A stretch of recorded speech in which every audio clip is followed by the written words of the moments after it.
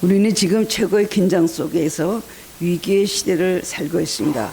세계 정세를 보나 국내 정세를 보나 개인적인 가정의 형편을 보나 심각한 위기 속에서 살고 있습니다. 오늘 아침 뉴스에 깜짝 놀라셨죠? 그 잘나신 트럼프 대통령이 총을 맞으셨더라고요. 저 장난인 줄 알았어요.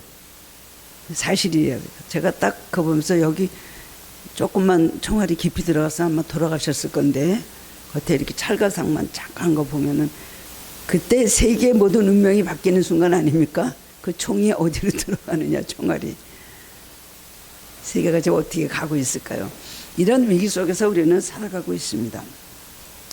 근데 이 위기보다도 겉으로 보는 위기보다도 더 사람들을 괴롭게 하고 고통스럽게 하는 것이 있는데 자기 자신의 정체성입니다. 그런 가운데서 도대체 나는 누구인가? 나는 무엇을 인정하고 무엇을 근거로 살아가고 있느냐? 나는 왜 살아야 되며 내 인생이 결국은 무엇인가? 주변에 있는 어떤 환경과 상관없이 자기 정체성의 위기를 맞으면 이거보다 더 고통스러운 게 없습니다. 그렇기 때문에 사람들이 자기 목숨을 끊으려고 극단적인 선택을 하는 이유가 거기 있겠죠. 얼마 전에 설문조사의 보고에 의하면 한국 청소년의 30% 정도가 실질적으로 자살을 시도한 경험이 있다고 합니다. 죽은 사람도 있고 살아있는 자녀도 있겠죠. 그리고 70% 이상이 자살에 대해서 생각한 적이 있다. 자살을 좀 종종 생각한다. 이런 충격적인 결과가 나왔습니다. 이것은 바로 이렇게 물질 문명이 지금 최고로 발달했지만 그 물질은 사람에게 굉장히 필요한 것 같지만 별로 행복을 주지 못하고 바른 가치관을 찾지 못하게 하고 삶의 의미를 느끼지 못하고 한다는 것을 나타내주는 현상이라고 할 수가 있습니다. 돈이 많은 사람이 왜 자살할까요? 아무 문제가 없는 자녀들이 왜 자살을 할까요?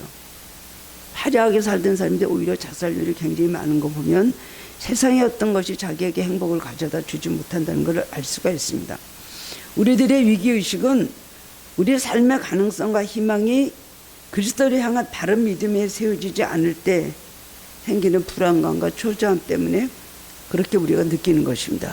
위기라는 것이 바로 그것입니다. 우리가 우리 삶이 어디를 근거해서 살고 있느냐, 우리가 무엇에 기초 위에 우리가 세워져서 살고 있느냐, 그것에 따라서 행복을 느낄 수도 있고 그렇지 않을 수 있다. 성경은 전체가 그것을 말씀을 하고 있습니다. 그리스도인이 된다는 말은 하나님의 형상대로 지음받은 우리 인간이 예수님을 닮아가며 예수님을 믿는 믿음의 터 위에 자신의 삶을 건설해 나가는 것이라고 할 수가 있습니다. 이것이 바로 그리스도인이 되는 것입니다. 가치관 중에 가치관, 의미 중에 의미가 바로 이것이라는 것입니다. 그럴 때 우리에게 가치 있는 삶을 성취할 수가 있다는 것이죠. 어떤 유명한 심리학자가 이렇게 말했습니다.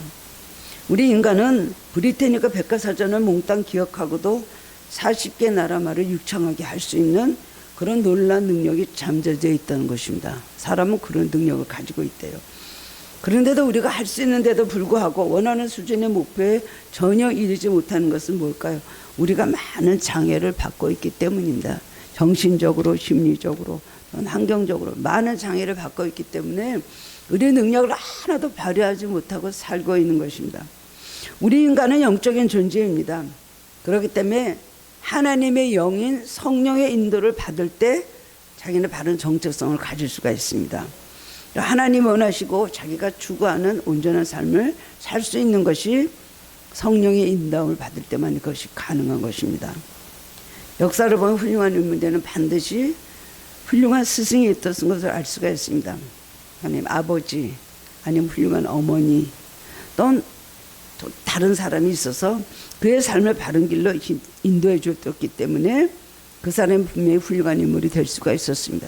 전혀 아무 영향도 받지 않고 혼자 살아면서 혼자 컸다, 혼자 훌륭한 사람이 됐다라는 말은 있을 수가 없는 것입니다. 요즘 훌륭한 선수들에는 누가 있습니까? 훌륭한 코치가 있죠. 운동을 하다 보니 우승한 것이 아닙니다. 열심히 도와주는 훌륭한 코치가, 실력 있는 코치가 있기 때문에 그 가르치는 대로 열심히 노력했을 때 금메달도 따고 우승도 하는 것입니다. 김연아 선수도 마지막에 그 밴쿠버 올림픽 가서 금메달 딸 때 그 누굴까요? 오셔라고 하던가요? 코치가 있었죠. 열심히 했기 때문에 2년간인가 마지막으로 그 코치가 그 김연아 선수를 잘 그렇게 훈련을 시켜서 세계 올림픽을 딸 수가 있었다는 것, 금메달을 딸 수가 있었다는 것입니다. 우리 인생도 마찬가지입니다. 여러분의 훌륭한 스승이 있습니까? 여러분의 삶의 지도에 훌륭한 코치가 있습니까? 아니면 지금까지 혼자 독학을 하면서 방황하면서 실패도 하고 흔들리고 주저앉다 일어났다 그렇게 하고 살아왔습니까? 나 혼자 아무리 몸부림치고 발버둥 쳐도 도와주는 영적인 코치가 스승이 없으면 시간만 낭비하는 것이 되고 정욕만 낭비하는 것이 되는 것입니다.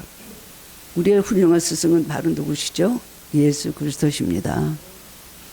오늘 본문의 말씀을 들어서 깨달음으로 함께 은혜를 나누고자 원합니다. 믿음의 위에 우리 자신을 건축을 하려면 어떻게 될까요? 오늘 성경 유다서 말씀을 그걸 가르치고 있습니다. 첫 번째는 성경 말씀의 은혜를 받아야 된다는 것입니다. 본문 20절에 보면 사랑하는 자들아 너희는 너희의 지극히 거룩한 믿음에 자신을 세우며 라고 되어 있습니다. 우리 믿음의 터전은 말씀이고 성경입니다. 그것이 되어야 되는 것입니다. 디모데후서 3장 16절에서 17절 말씀 보면 우리가 잘 아는 유명한 말씀이 있습니다. 모든 성경은 하나님의 감동으로 된 것으로 교훈과 책망과 바르게 함과 의로 교육하기에 유익하니 이는 하나님의 사람으로 온전하게 하며 모든 선한 일을 행할 능력을 갖추게 하려 함이라 그랬어요. 성경에 대한 바른 정의입니다. 성경은 성령의 감동으로 기록된 책입니다. 사람이 그냥 쓴 것이 아닙니다. 바울이 바울 서신을 썼지만 바울이 쓴 것이 아닙니다. 바울에게 성령이 감동하셔서 쓴 거예요. 모세오경도 모세가 썼지만 성령에 감동하셨기 때문에 보지 못했던 그야말로 태초에 하나님께서 천지를 창조하신 말부터 모세가 썼다는 거예요. 성경 전체는 하나님께서 감동하셔서 성령으로 인해서 기록하게 하신 것입니다. 그렇기 때문에 성경을 읽을 때 성경 우리 마음을 감동하십니다. 우리 마음에서 역사하시는 겁니다. 말씀이 육신이 돼서 이 땅에 오신 분이 바로 예수 그리스도이십니다. 바로 그리스도의 영이 성령의 감동으로 강단에서 선포하는 외침이 바로 하나님의 말씀입니다. 이 말씀의 위로를 받을 때 여러분은 하나님께서 바라시는 바른 믿음에 살 수 있는 여러분이 된다는 것입니다. 우리는 성경을 때 그 안에 계신 예수님을 발견하게 됩니다. 또 발견해야 됩니다. 우리는 성경을 왜 읽을까요? 하나님 말씀이며 하나님의 말씀이 로고스 성육신 하셔서 오신 분이 바로 예수 그리스도이십니다. 성경은 하나님 자체이신 말씀입니다. 그래서 마틴 루터는 말하기를 성경은 예수님을 싸고 있는 보자기다. 간단하게 말한 것 같은데 그 사람의 정의는 바로 그것이었던 모양입니다. 예수님을 싸고 있는 보자기다. 성경이 바로 예수님이라는 거죠. 우리는 먼저 성경 속에서 예수님을 만나야 됩니다. 복음서가 예수님에 대한 이야기며 예수님이 하신 모든 행적을 많이 기록했다면 바울 서신은 하나님께서 말씀하신 삶의 방법 중 구체적으로 우리가 삶의 그 말씀을 적용해야 되는 것을 우리에게 가르치고 있습니다. 그런데 사람들 중에는 성경에서 구체적인 명령을 찾지 못해서 의심하는 사람들도 있습니다. 성경을 보면 구체적인 것은 나와 있지 않거든요. 성경에 행무기를 금지하라, 담배를 피우지 마라, 술도 절대로 마시지 마라, 골프를 하지 마라, 돈을 멀리하라 이런 말씀은 없잖아요. 세상을 가까이 하지 마라, 술을 금하라, 술 취하지 말라. 담배라는 말은 성경에 나와 있지도 않고요. 돈도 너머를 재물을 사랑하고 따라가지 마라 그랬지 돈 멀리하라 그랬습니까? 성경 말씀 어디까지가 해야 되고 어디까지가 안 해야 되는지를 알 수가 없는 거예요. 그러나 아버지가 아들에게 삶의 원칙을 담은 편지를 보냈을 때 아들의 그 편지를 읽고는 자기 아버지니까 아버지의 뜻이 이렇구나, 아버지의 생각이 이렇구나, 나하고 다르구나. 그러니까 아버지의 뜻대로 나도 술을 마시지 말아야 되겠다고 결심하는 것과 마찬가지인 것입니다. 우리의 체질과 하나님의 모든 속성과 같습니까? 하나님이 그걸 원하시니까 우리는 하면 안 되는 거예요. 고기가 맛있어요. 음식을 식탐을 해요. 얼마나 좋습니까? 돈이 얼마나 좋아요. 황금을 너무나 좋죠.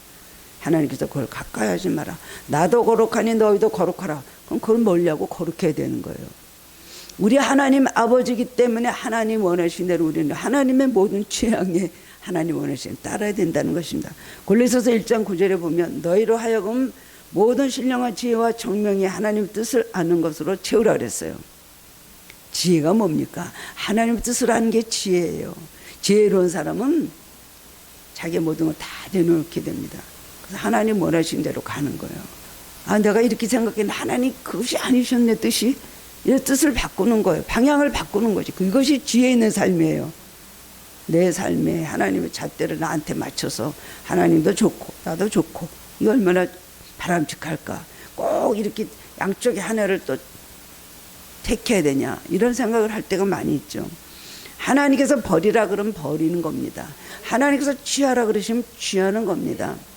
하나님 이것을 가까이 하면 가까이 하는 겁니다. 내가 싫어도 하나님 기뻐하시는 건 따라가야 되는 거. 내가 좋아도 하나님께서 싫어하시면 버려야 된다는 것입니다. 이것이 성경 말씀을 인정하고 성경 말씀에 순종하는 사람이 바로 그런 자세를 보일 수가 있습니다. 하나님의 말씀을 읽는 가운데 신령한 지혜와 총명과 하나님 뜻이 무엇인지 대해서 알 수 있게 된다는 것입니다.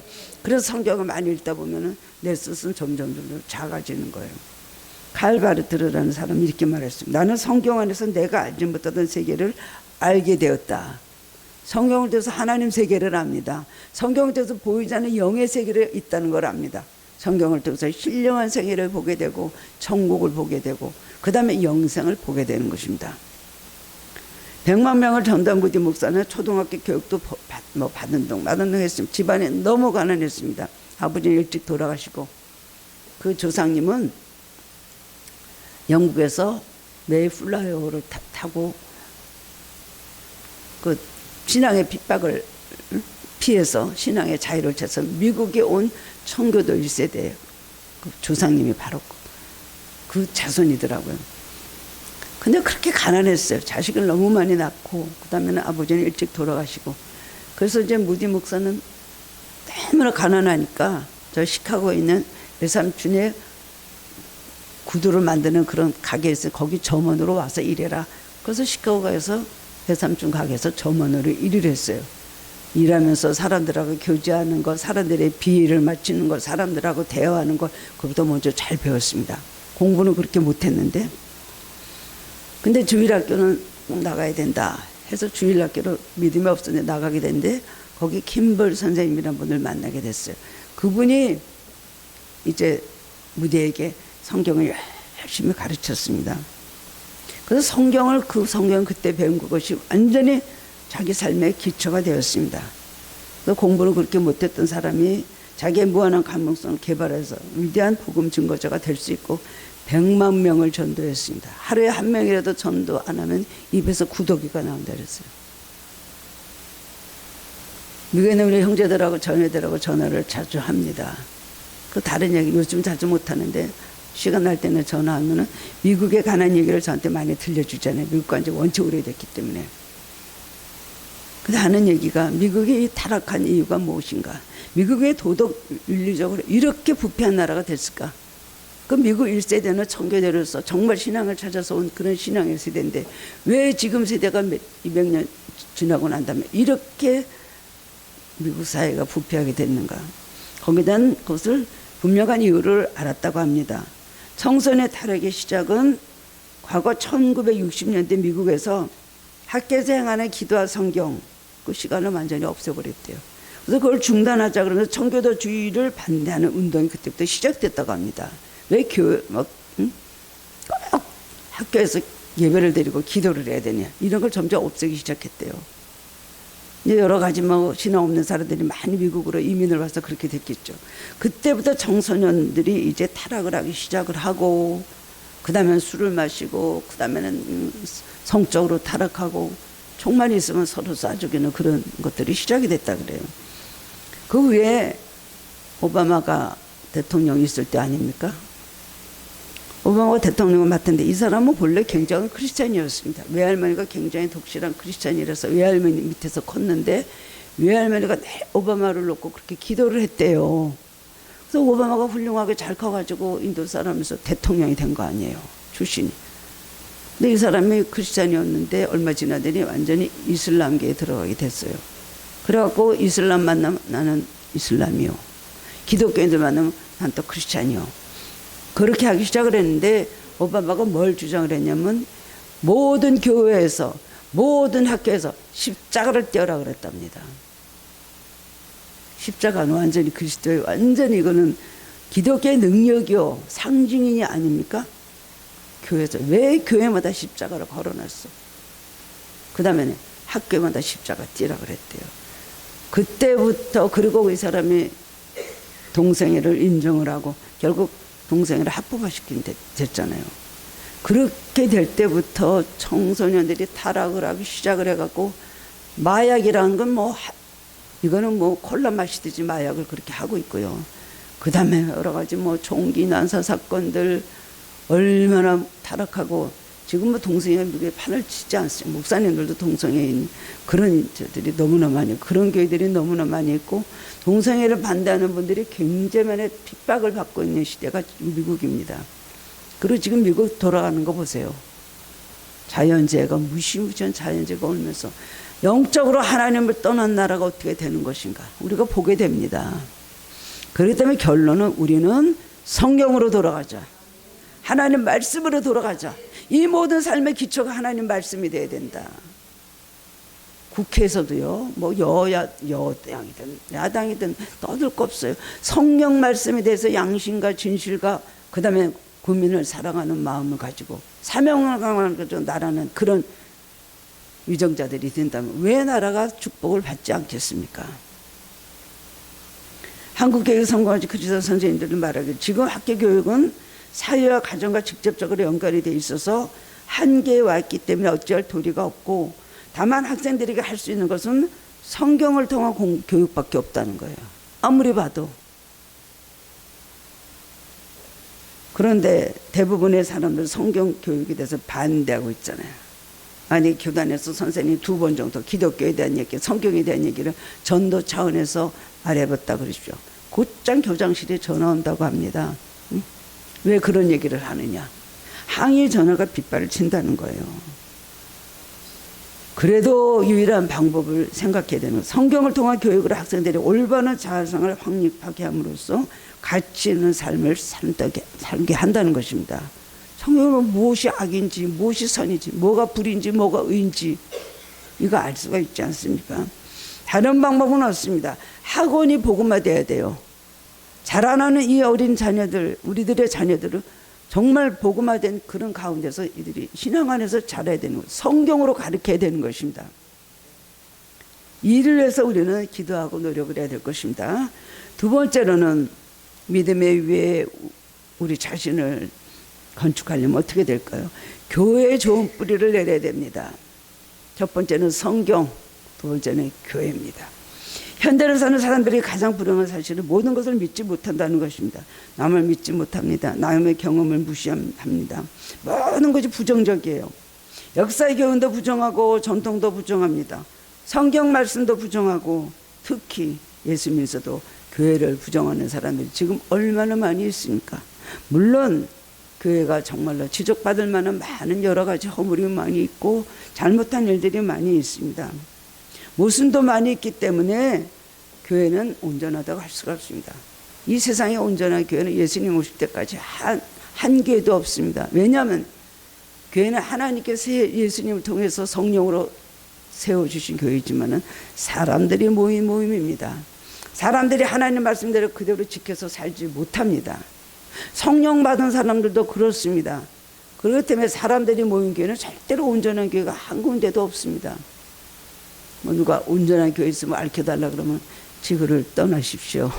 그런 교회는 하나도 없습니다. 천상에 있는 교회만 그렇습니다. 라고 그렇게 말했던 말이 있습니다. 예수님이 믿고 교회는 부정하는 거예요. 그건 잘못된 것입니다. 그렇기 때문에 오래전부터 기독교인에서 무교회주의자들이 있어요.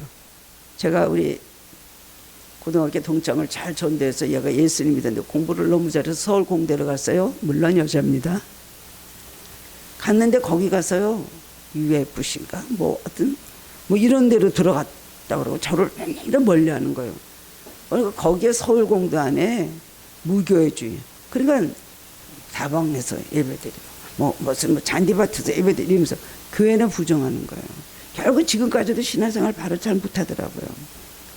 예수님을 알아도 하나님 듣지 않은 것이라 할 수가 있습니다. 성경에 엄연히 기록되어 있는 교회의 의미와 역사적 전통을 무시하는 겁니다. 예수를 믿어도 자신은 스스로 고립된 채 불균형의 삶을 살겠다는 것입니다. 그런 사람은 아집과 독선으로 기형적인 신앙생활을 할 수밖에 없습니다. 대형교회들은 등록해놓고 안 오는 사람들이 많이 있어요. 전화 걸면 제 걱정 마시죠. 저 예수 잘 믿고 있습니다. 교회 안 오지 한참 됐는데요. 네, 교회에서 못 뵀는데요. 아니요, 저는 교회를 안 나가지만 저는 정말 크리스찬입니다. 저희가 매일 성경 읽고 집에서 혼자 기도하고 그렇습니다. 그 사람은 한쪽으로 완전히 어딘가 잘못된 거예요. 교회 안에서 자기 신앙을 뿌리를 잘 내리고 교회와 조화를 이루지 못하고 공동체 안에서 잘 어떤 하모니를 이루지 못하면요, 그 사람은 굉장히 문제가 있는 겁니다. 성경을 알고 지식적으로 알지 몰라도 교회 안에서 하나로 조화를 이루지 못하고 불화하고 하고, 그래서 기필코 교회를 쫓아나간다면 그 사람 신앙은 아주 병든 신앙이라고 할 수가 있습니다.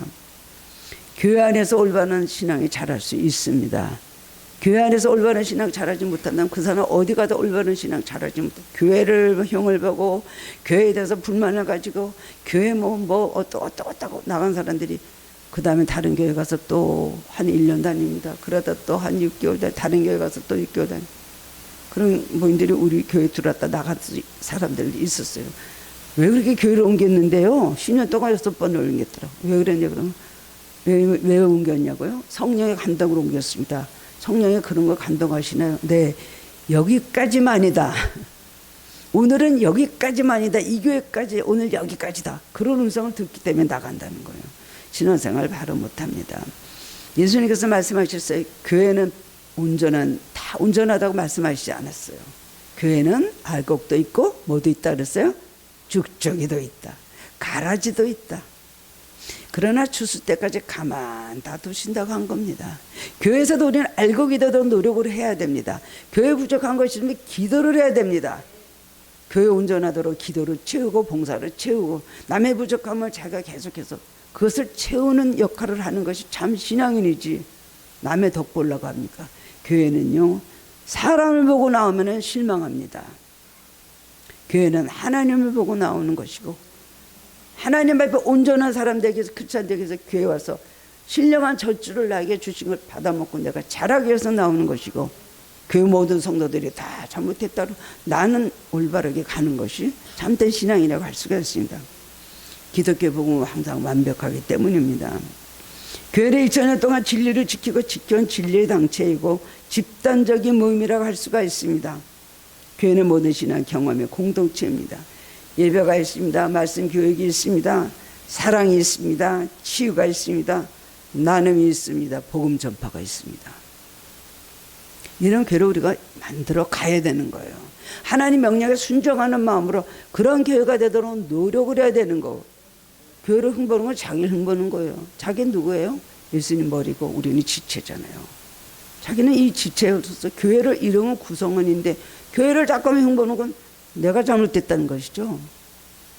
손이 발 보고 틀렸다, 발이 머리 보고 틀렸다, 뭐 서로 그렇게 할 수가 있습니까? 아니죠. 자기 손이고 자기 발인데 발이 왜 아플까? 발을 고쳐야지 생각을 해야지. 머리에서 생각해서 이 발, 이게 마음에 안 드니까 잘라버려. 머리와 발이 분리될 수 없는 것이죠. 교회 말씀을 우리는 통해서 우리는 생명이 더욱더 풍성해지는 것입니다. 성례전을 통해서 영적으로 우리는 양육이 되는 것입니다. 미국의 22대와 24대를 대통령이 됐던 대통령 클리블랜드 대통령이 있습니다. 이분은 목사님의 아들이라고 하더라고요. 14명 중에 하나예요. 5째 아들이가 그렇게 났어요. 이 신앙을 잘 구현했습니다. 그러다 중간에 어떤 술 잘 먹는 친구하고 친구가 됐어요. 그래갖고 매일 술집에 갑니다. 그러다가 길을 가는데 교회 앞을 지나가는데 교회 말씀의 제목을 딱 게시판에 적어놨는데 죄 싹은 사망이다. 이런 말씀을 보게 됐어요. 그래서 친구하고 나 저 교회로 들어가야 되겠다니까. 이가 왜 술을 먹으러 가기로 해놓고서 지금 왜 딴소리야. 아니야, 나는 교회로 들어가야 되겠어. 그래갖고 클리브랜드 대통령은 교회로 들어가고 이 친구는 술집으로 갔어요. 그런데 클리블랜드가 대통령 된 취임식하는 날 감옥에서 울고 있는 사람이 있었다고 합니다. 그때 같이 술 먹으러 가기로 했다가 술집으로 혼자 갔던 그 친구는 그걸 보면서 저 친구가 나랑 같이 옛날에 술 마셨던 친구야. 저 친구는 대통령이 됐고 나는 감옥에 이렇게 죄수의 몸으로 있다고 눈물을 훔쳤다는 말이 기사에 크게 났다고 합니다. 교회 생활을 더디하면서 혼자 신앙이 잘 자란다는 거는 있을 수가 없어요. 교회 생활 열심히 하는 사람이 바로미터입니다. 자기 신앙이 바로미터. 교회 오고 싶은데요. 교회에 계신 주님을 만나고 싶은데요. 영국의 스펄전 목사님 교회에 어떤 청년이 열심히 예수를 믿다가 교회를 안 나오는 거예요. 교회 생활 열심히 하다가. 그래서 얼마 만에 찾아갔습니다. 그랬더니 그 청년이 목사님 저 걱정 마십시오. 전 여기서도 신앙생활 너무 잘하고 있습니다. 교회만 안 나갈 뿐입니다. 그래? 나 목사님 가만히 있는데 그 난로에 이제 석탄이 막 타고 있거든요. 석탄이 막 타고 있는 걸 보고서는 집게를 집어갖고 그래? 그래서 석탄을 하나를 딱 밖에 내다 놓으니까 석탄이 얼마 안 가가지고 막 꺼져가지고 재가 되는 거예요. 근데 그 청년이 그걸 한참 보고 있더니 제가 이제 깨달았습니다. 제가 다음 주부터 교회 나가겠습니다. 그랬다는 겁니다. 교회를 멀리하는 신앙은 당연히 신앙이 병든 신앙이에요. 가기 싫어. 교회 모든 것이 꼴 보기 싫어. 교회 누구 싫어. 그런 마음 가진 사람들은 자기 신앙이 병들고 사탄에게 그야말로 좀먹히기 시작했다는 걸 알아야 됩니다. 성령이 그렇게 가르치시는 거예요. 은혜가 있으면 여러분 자꾸만 교회가 가고 싶고 그리워지고 교회 가야지. 교회 가는 것이 큰 기쁨이 되도록 해주시는 것이 하나님께서 그렇게 하시는 겁니다. 우리 기독교 역사상의 교회 견고한 터를, 교회 믿음의 터를 세우신 분이 우리가 잘 알고 있는 분이 누구냐면 이화대학교 총장을 지내신 김말란 박사이십니다. 이분은 평안북도 용암포라는 것을 태어나셨는데 집안에 너무 가난해서 어머니는 결혼 안 한 몸으로서 어떤 부잣집에 소실로 첩으로 가게 됐어요. 그래서 그곳에 가서 그야말로 사생자로 태어난 사람이 김말란 박사입니다. 근데 그 집안도 너무 어렵게 되자 어렸을 때 자기 집이 어려운 거 그때부터 김말란 박사는 집을 뛰쳐나왔어요. 인천에 갔는데 인천에 가서 그 다음엔 전도를 받게 되고 내리교회에서 세례를 받았습니다. 그 세례명이 헬렌이라고 합니다. 김말란 박사는 교회에서 신앙이 배려받고 자라기 시작했습니다. 모든 교회 중심의 신앙생활을 했습니다. 그녀의 가능성을 본 선교사가 김말란 박사는 이화학당에 넣어줬어요. 그래서 이화학당 졸업하고 미국에 가서 보스턴에 가서 석사를 하고 그 다음에 콜롬비아 대학에서 최초로 한국인으로서 철학 박사 학위를 받으신 분이 바로 김말란 박사입니다. 얼마나 정말 비천한 그런 환경에서 태어나서 그렇게 훌륭하게 되었어요. 한 번도 교회를 떠난 적이 없었다고 합니다. 3천만을 글쎄 읽으라는 표를 가지고 복음 전도에 앞장섰습니다. 강원도 충청도 산골짜기 다니면서 복음 전하면 새벽 4시가 되면 촛불을 켜놓고 성경을 읽었다고 합니다. 결혼 안 하셨잖아요. 평생의 독신으로 지내면서 한국 여성들을 깨우치기 위해서 헌신했고 교회에서는 여자 장로님이 됐습니다. 항상 교회 와서 열심히 순종하고 교회 중심의 생활하고 그저 교회를 사랑하고 그것이 이 세상에 있는 모든 여성들을 가르치고 그들을 개화시키고 그들을 복음화시키고 모든 수준을 올려놓는 거기서 끝난 게 아니야. 그 모든 것이 교회에서 나온 겁니다. 그분이 망울에 있는 금남병원에 가면 그분의 그 비석을 보신 분들이 얘기를 하더라고요. 이분이 어떤 분이고 할 것 같아. 아무것도 없답니다. 거기는요, 그냥 항상 기뻐하라, 쉬지 말고 기도하라, 범사에 감사하라. 그 말씀만 있고요. 김말란 박사는 돌아가실 때 울지 말라. 나를 위해서 울지 말고 나를 위해서 개성가를 불러달라 그랬대요. 그분은 오로지 교회를 떠나지 않고 믿음의 자신의 삶을 세워서요. 신앙인, 교육자, 애국자가 되었습니다. 올바른 삶의 성취는 교회 안에서 믿음의 자신을 세우는 것입니다. 마지막으로는 체험적 신앙을 가져야 됩니다. 본문 20절, 21절에 보면 사랑하는 자들아 너희는 너희의 지극히 거룩한 믿음에 자기를 건축하며 성령으로 기도하며 하나님의 사랑 안에서 자기를 지키며 영생에 이르도록 우리 주 예수 그리스도의 긍휼을 기다리라. 오늘 본문의 말씀이 이걸 말하고 있습니다. 믿음의 자신을 세우라. 무슨 말인지 알겠죠? 믿음은 뭐예요? 반석입니다. 미국의 천국의 진국 집들이 다 황금으로 만들어졌을까요? 다 천국 가면 황금길을 가고 우리 찬송가 부르잖아요. 눈물 없이 황금길을 걸으며 황금. 왜 그렇게 그 나라는 그래 황금을 많이 강조할까? 황금이라는 건 믿음이거든요. 변치 않는 믿음. 이 세상에서 믿음으로 살았던 사람들이 황금문을 들어가고 황금길을 걸어가고 황금집에서 살게 된다는 겁니다. 그것이 어떤 무슨 보석의 의미가 있는 것이 아니죠. 그러나 훌륭하고 귀하다는 걸 금으로 말해주고 믿음으로 말해주고 있는 것입니다. 영생에 이르도록 우리 주 예수 그리스도의 긍휼을 기다리라. 믿음에 있어서요, 주님의 긍휼을 기다리라는 것입니다. 어떤 사람은 종교가 과학적으로 증명되면 믿겠다고 합니다. 전도하면 예수 믿으면 나한테 복을 주실까요? 그렇죠. 제가 이런 문제가 있는데 그게 해결나게 그렇죠. 그러면 먼저 한번 그것을 해보시면 그렇게 다 되도록 해주시면 제가 교회 나가겠습니다. 이런 사람들이 굉장히 많이 있어요. 우리는 믿기 때문에 보는 것입니다.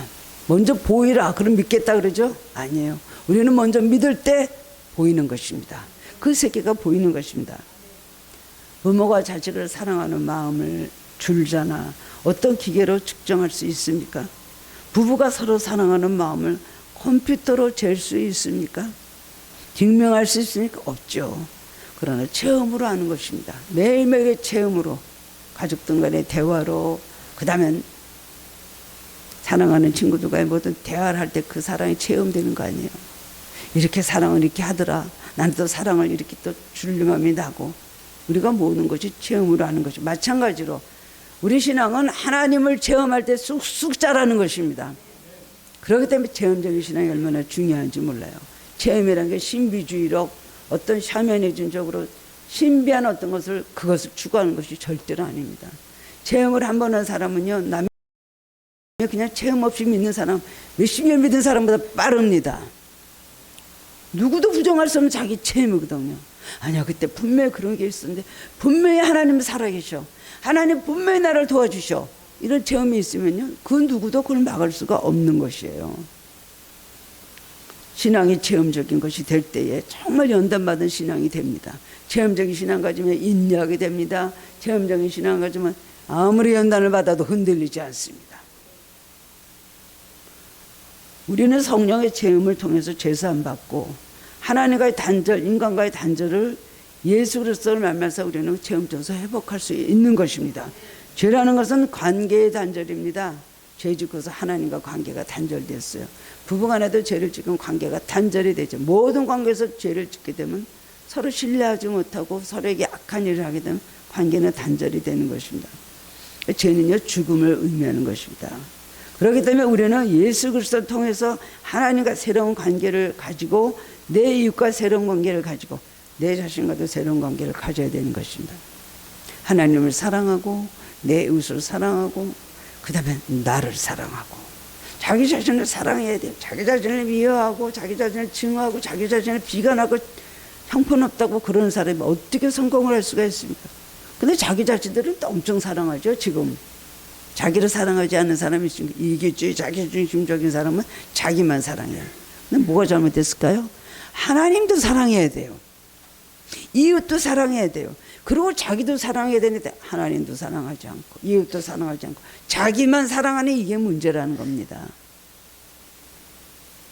우리가 성령을 체험할 때 이 모든 것이 가능해지는 것, 관계성이 모든 단절됐던 것이 다 열리게 되는 것이고, 성령을 체험한 사람은 그 다음엔 자기 스스로 알아요.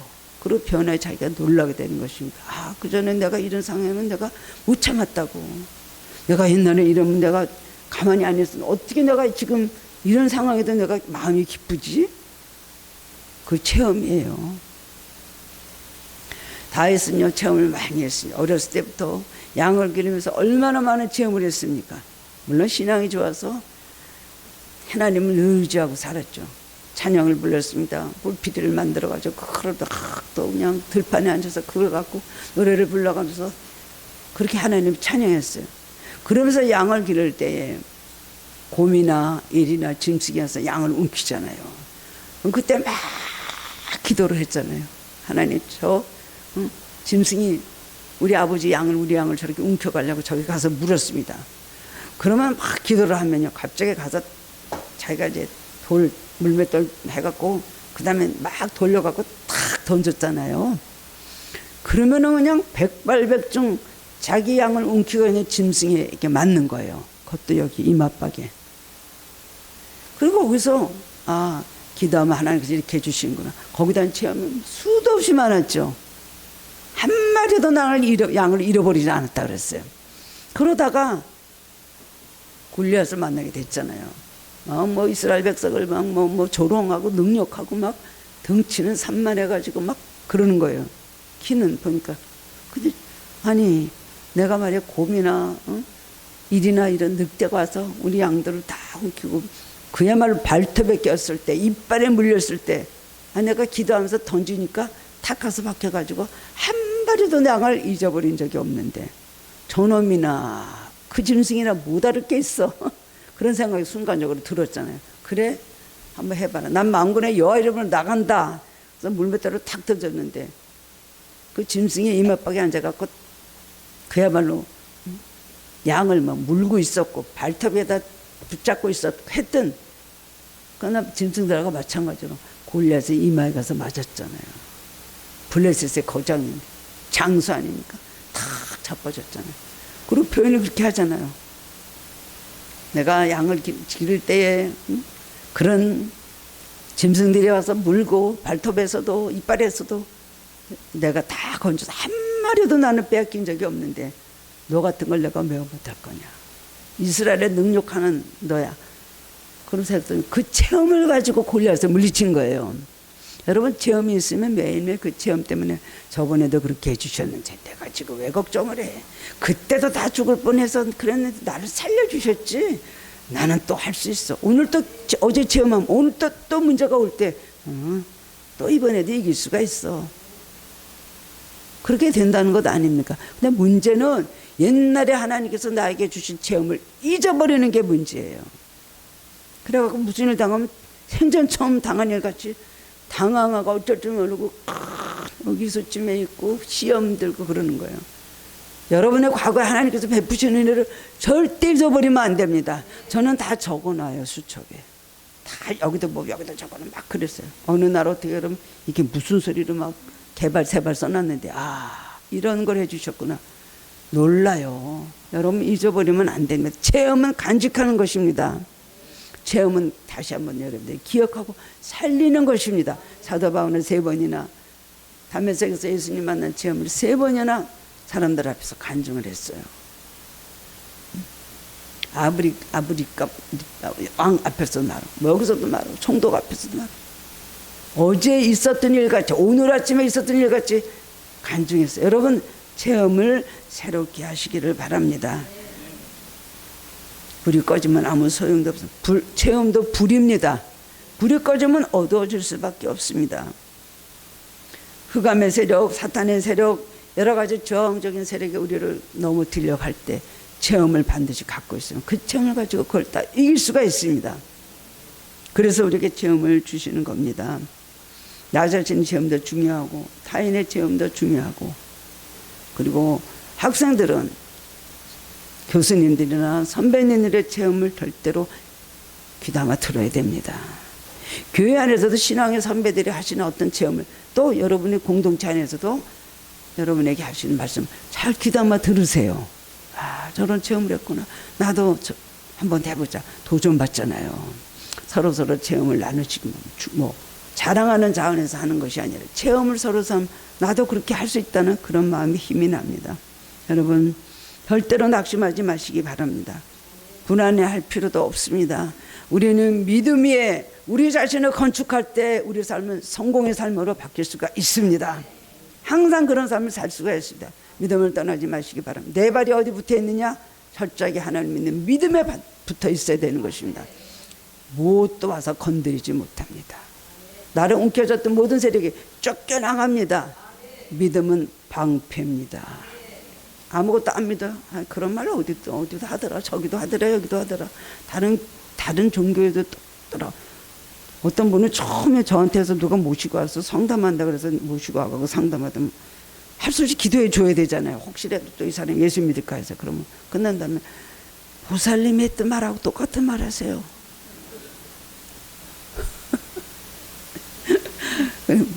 잘 그거를 분별을 못하니까 그런 말 하는 거예요. 여러분 오늘도 말씀에 서시기 바랍니다. 그 다음에 교회 터에 서시기 바랍니다. 체험에 서시기 바랍니다. 믿음으로 승리하는 성도님들 되시기를 주님의 이름으로 축원합니다. 사랑해 주님 은혜를 감사드립니다. 하나님 오늘도 주님 말씀으로 다시 한번 우리들이 주님 새롭게 마음속에 결단하고 또 도전받게 하시니 감사합니다. 주님 늘 말씀 속에 터가 굳어지게 하여 주옵소서. 말씀에 깊이 뿌리를 박게 하옵소서.